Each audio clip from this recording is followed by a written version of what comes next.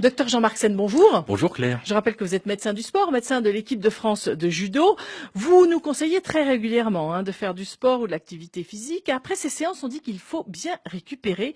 Franchement, finalement, c'est quoi cette histoire de récupération? Eh bien, la récupération, Claire, c'est un moment où, après l'effort, l'ensemble des systèmes de l'organisme se restructure.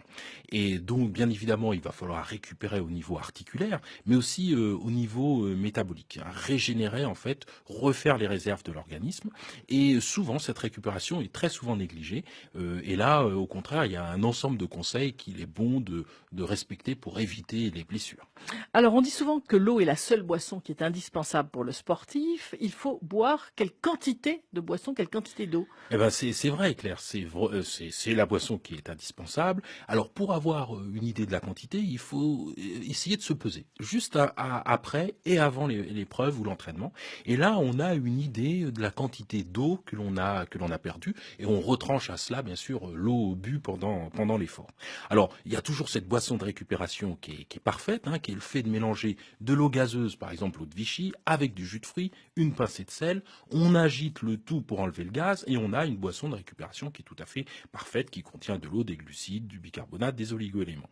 Alors ça, on peut le boire immédiatement après l'effort, juste avant la douche, par exemple, on boit un quart de litre, en 5 minutes à peu près, si par exemple on a transpiré beaucoup. Et puis après, tranquillement, on va pouvoir boire un demi-litre pour recharger en quelque sorte les réserves d'eau et de sucre dans les jambes et dans le foie de l'organisme qui ont été épuisés pendant l'effort. Alors il faut éviter de boire de l'eau trop glacée ou de l'eau gazeuse. On le comprend bien, en tout cas, il faut boire pas mal. J'imagine qu'il faut aussi bien dormir.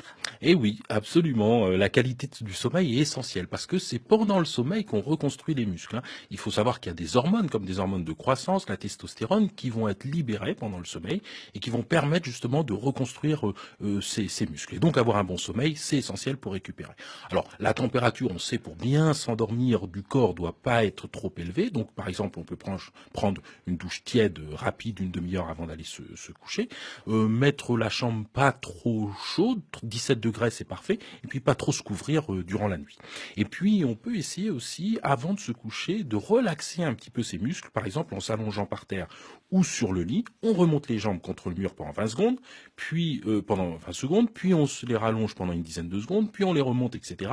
Tout cela va améliorer le retour veineux et cela va aussi améliorer le sommeil. Et puis toujours prévoir un petit peu d'eau plate, l'eau du robinet à portée de main, parce que si on se réveille la nuit, ça permet de se réhydrater encore un peu. Et autre point important, il faut se relaxer. Ah oui, absolument. Il faut essayer c'est très important d'avoir un relâchement nerveux, j'ai envie de dire, juste après l'effort, pendant 5-10 minutes. On repart pas tout de suite, mais on prend un peu le temps pour récupérer. Et si on peut plaisanter avec ses partenaires, on respire calmement en expirant correctement pour vider complètement ses poumons. Ça permet pendant 2 minutes de bien récupérer. Et puis on essaye d'avoir un relâchement physique aussi. Après l'entraînement ou la compétition, pour essayer de détendre les muscles, on peut essayer de balloter comme ça les bras, les jambes, vous savez, un petit peu comme font les sprinteurs juste avant la course pour relâcher tout cela, et puis faire des étirements légers ou des assouplissements, vraiment de manière très douce, pour surtout décontracter tout l'ensemble des muscles. Merci. Merci beaucoup, docteur Jean-Marc Sen.